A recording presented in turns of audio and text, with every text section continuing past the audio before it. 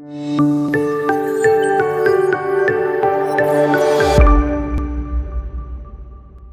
and a very warm welcome to the Bharata First podcast. This is Frank Rausen Pereira doing a reading of C. Rajagopalachari's Mahabharata. Chapter 90 Drona passes away. All those who have heard the story of the Mahabharata know about Ghatotkacha, Bhimasena's famous son by his Asura wife. There are two young men among the Mahabharata figures who embody all the qualities of heroism, fortitude, strength, courage, and amiability. They are Arjuna's son Abhimanyu and Bhima's son Ghatotkacha. Both of them gave up their lives on the Kurukshetra battlefield. Towards the latter part of the Mahabharata fight, the hatred roused on both sides did not find satisfaction in battle conducted during the daytime and close at nightfall. On the 14th day, when the sun set, they did not cease fighting but went on with it in torchlight.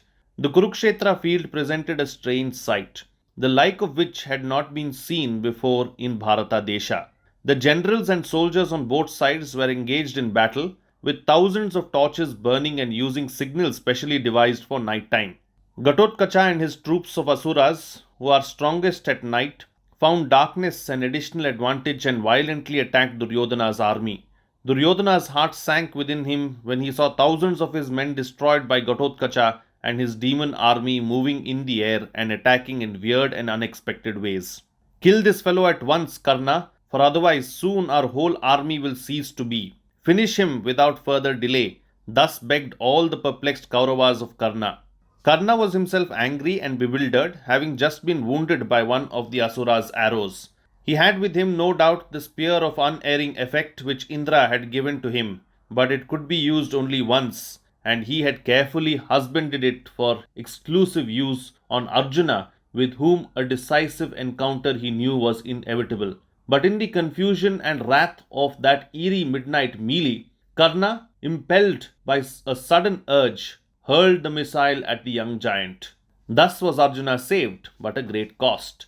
Bhima's beloved son Ghatotkacha, who from mid-air was showering his deadly arrows on the Kaurava army, dropped dead, plunging the Pandavas in grief. The battle did not stop. Drona spread fear and destruction in the Pandava army by his relentless attacks. O Arjuna, said Krishna, there is none that can defeat this Drona fighting according to the strict rules of war. We cannot cope with him unless dharma is discarded. We have no other way open.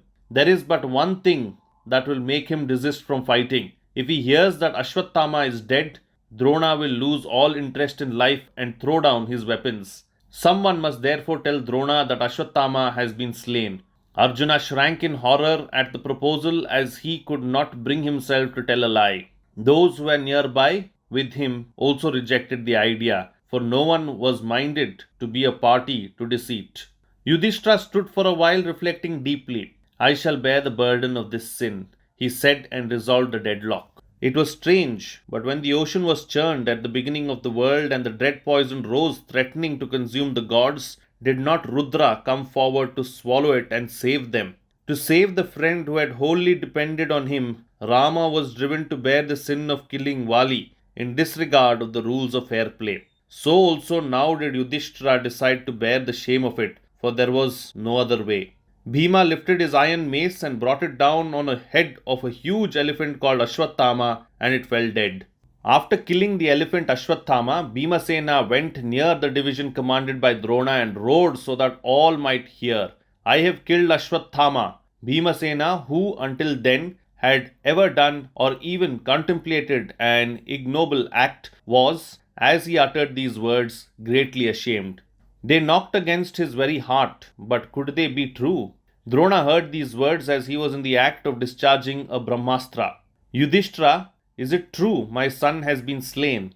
Dronacharya asked, addressing Dharmaputra. The Acharya thought that Yudhishthira would not utter an untruth even for the kingship of the three worlds. When Drona asked thus, Krishna was terribly perturbed. If Yudhishthira fails us now and shrinks from uttering an untruth, we are lost. Drona's Brahmastra is of unquenchable potency and the Pandavas will be destroyed, he said.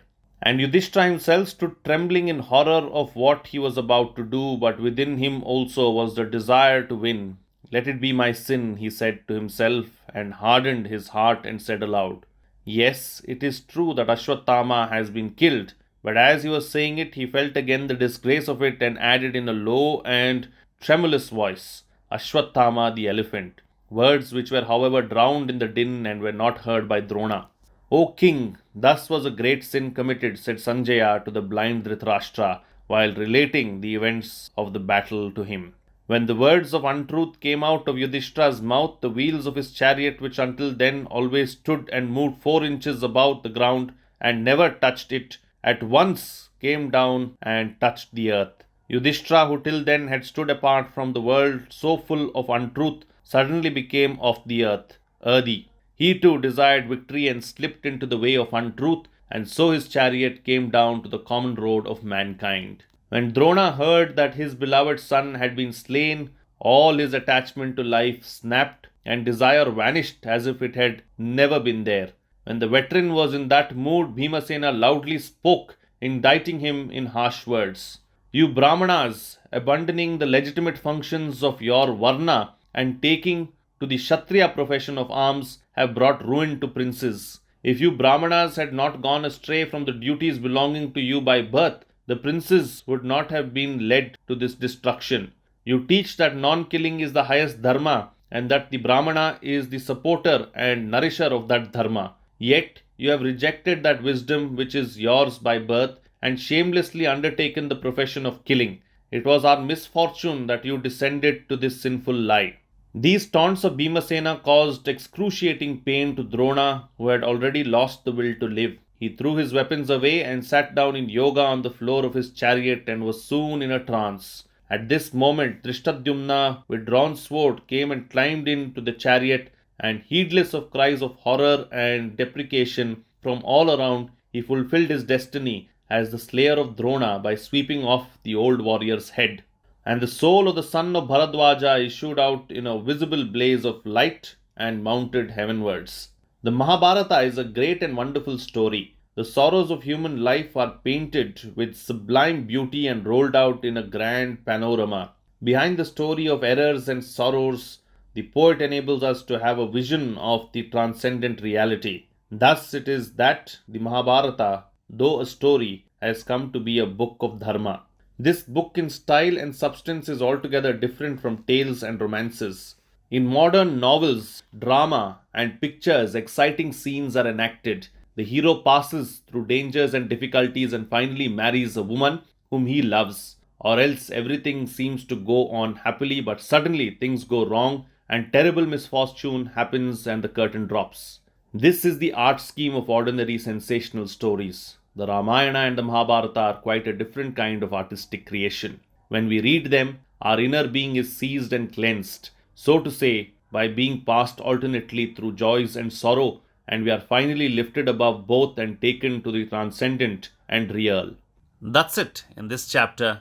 This is Frank Rausen Pereira, signing off. Do like and subscribe to the podcast and also do the same on YouTube, along with hitting the bell icon. Please follow Bharata First on Twitter and Instagram as well.